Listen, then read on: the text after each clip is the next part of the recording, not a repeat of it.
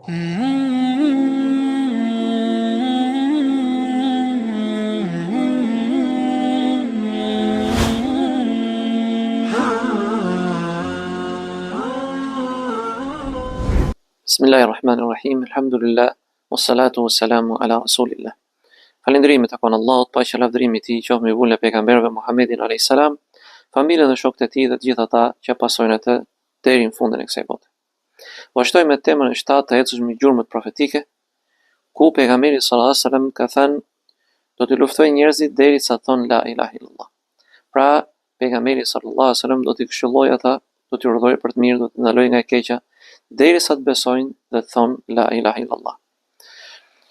Ky ajet kuranor që do të përmendim ka një kontekst caktuar në aspektin historik të Islamit, prandaj dhe ne do të përpiqemi ta shpjegojmë atë. Thot Allahu azza wa jall: "Waqatiluhum hatta la takuna fitnatun wa yakunu ad-dinu kulluhu lillah." Dhe luftoi ata Muhamedi dhujtarat Qurayshit derisa mos ketë në fitnë dhe sprova, pra mos jenë ata shkaktarët që ju pengojnë juve nga besimi juaj, wa yakuna ad-dinu kulluhu lillah, dhe gjithë feja ti përkushtohet Allahut. Pra gjithë adhurimi ti përkushtohet Allahut. Siç e dini që i dhujtarët Mekas e luftuan profetin Muhammed sallallahu alaihi wasallam 13 vjet në Mekë për mos ta përmendur Zotin e tij, për mos adhuruar atë, duke ndaluar besimtarët të adhurojnë një Zot vetëm dhe ta përhapin fen monoteiste. E kështu që u pruzu profeti sallallahu alaihi wasallam nga Meka emigrojnë në Medinë. Dhe më pas edhe atij ata nuk u kënaqën me këtë, por e luftuan përsëri profetin sallallahu alaihi wasallam. Dhe kjo ishte faza e dytë ku i detyroi pejgamberi sa të mbronte veten dhe shokët e tij dhe besimtarët. Pastaj erdhi faza e tretë ku ata përsëri nuk u kënaqën, u bën me lehat me çifutët e Khayberit dhe luftuan pejgamberin sallallahu alaihi wasallam. Atëherë urdhëroi i dërguari Allahut alaihi salam që t'i luftojë të tërë i dhujtarët dhe të gjithë ata që ishin bashkëpunëtor me ta për të përhapur fenë e Zotit dhe fjalën la ilaha illallah, se nuk ka Zot tjetër që meriton adhurim me drejt veç Allahut. Prandaj kemi hadithin e Ibn Umerit ku pejgamberi sallallahu alaihi wasallam thot: "Umirtu an nuqatila an-nasa hatta yashhadu an la ilaha illa Allah."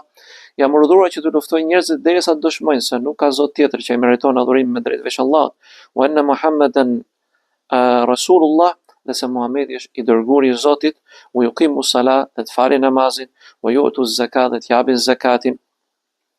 Fa idha fa'alu dhalika asamu minni dima'ahum wa amwalahum, nëse e veprojnë një gjë të tillë, ata kanë të ruajtur prej meje gjakun dhe nderin e tyre dhe pasurinë e tyre, illa bi haqqil islam, vetëm nëse ata besojnë dhe hynë në islam, wa hisabum ala Allah, dhe më pas llogaria e tyre është tek Zoti subhanahu wa taala.